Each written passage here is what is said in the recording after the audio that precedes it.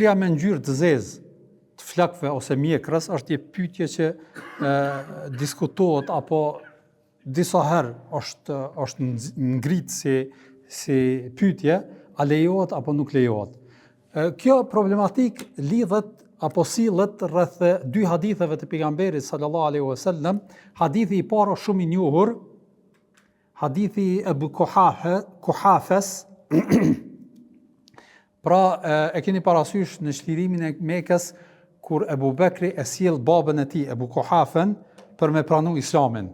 Edhe i thot pejgamberi sallallahu alaihi wasallam, pse e ke lodh, pse ka qenë moshë shumë të shtym. Edhe e kanë sjell bile duke bardh, edhe pejgamberi sallallahu alaihi wasallam thot, pse e keni lodh, do të shkonim ne tek ai e jo të vi ky tek ne. Pra nga respekti i pleqërisë së tij. Domthon ky hadith e transmeton Muslimin në këtë formë.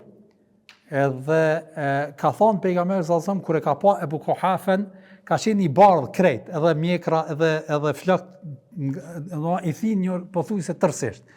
Edhe kur e ka pa pejgamberi sallallahu alaihi wasallam ka thonë ghayru shayba hadha. Me një fjalë ndryshojani thinjat e këtij plaku me ndonjë ngjyrë. E keni parasysh.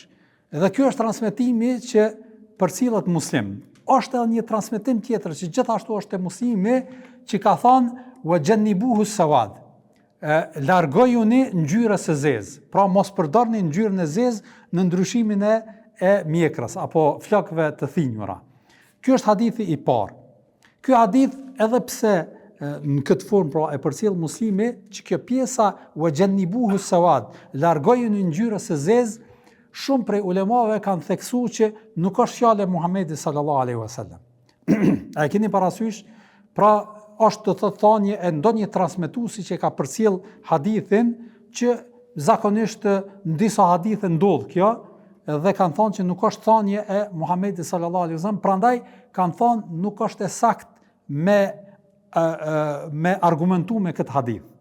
Pra ky është hadithi i parë. Hadithi i dytë është një hadith që e shënon Abu Davudi, Tirmidhiu, Imam Ahmedi dhe të tjerët, pra autorët e musnedeve, se pejgamberi sallallahu alaihi wasallam ka thënë me një hadith që në akhiru zaman, domthonë në kohrat e fundit, do të vinë disa njerëz të cilët do të ngjyrosin mjekrat e tyre me të zezë ka hawasilil hamam, sikur gjoksat e pllumav, apo sikur krahrorët e pllumav, me një fjalë, ajo e zeza do të jetë atë shumë e theksuar në mjekrat e tyre, sikur ato gjoksat e pllumav kur janë zeza që është domthon shumë vizllojnë, domthon doket shumë. Kështu e ka krahasu, thot në vazhdim të hadithit, lam yara rih, ata nuk do ta ndin e aromën e xhenetit, që domthon nuk do të jenë pej banorëve të xhenetit për shkak të këtij gjunahi. Dhe kjo është hadithi tjetër, të cilën hadith disa koleksionues apo disa muhadithin e cilësojnë që arrin shkallën e vërtetësisë, po shumë koleksionues edhe shumë studiues të haditheve thonë që edhe ky hadith ka thënie. Domthonë thonë nuk është në nivelin e haditheve të forta që mund të argumentojnë me të. Prandaj edhe shumë prej ulemave kanë thonë, pra disa kanë thonë që është e ndaluar, shumica dietarë kanë thonë që është mekruh. Prej tyre janë dietarët e mëdhëbit Hanefi, gjithashtu edhe Malikit e ndajnë këtë qëndrim se është mekruh, pra jo në nivelin e haramit, por është një rrethon që e dobëson ndoshta këtë edhe më shumë, fakti se shumë prej dietarëve përcjellin nga shumë sehab që i kanë ngjyros mjekrat e tyre me ngjyrë të zezë. Prej tyre është edhe Hasani dhe Huseini, për Hasanin transmetohet në formë shumë të drejtë për drejtë, që e kanë ngjyros mjekrën. Prandaj themi që e sakta është që parimisht nuk lejohet me ngjyros me të zezë nëse është për qëllim mashtrimit.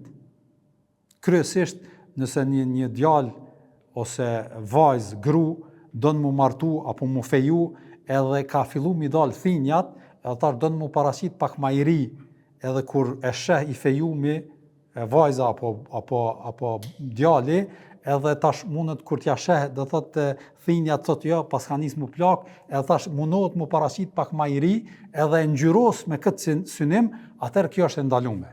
Edhe nuk lejohet. Për arsye se është të thotë shpin kjo në mashtrim edhe në tradhti. Për arsye se në fejes duhet do thotë të jemi transparent edhe ti tregojmë gjitha ato me thonë kushtimisht behane që mundet mi pas një anë tjetri. Pra mos me mshef diçka. Kurse në rrethanat të natyrshme, nëse nuk është synim do thotë kjo, atëherë e sakta është që mundet me thonë që është e lejuar, megjithëse edhe qëndrimi se është e urrëtur, e ka vendin e vet, po këtu sillet do thotë kjo qasje. Prandaj edhe disa dietar që i kanë vërtetuar këto hadithe, kanë thonë që nuk lejohet, ata të cilët nuk i kanë vërtetuar këto hadithe, pra kanë thonë që nuk është e qëndrueshme që me vërtetu edhe me thonë që kjo nuk është e lejuar. Wallahu a'lam, wa sallallahu ala nabina Muhammad wa ala alihi wa sahbihi.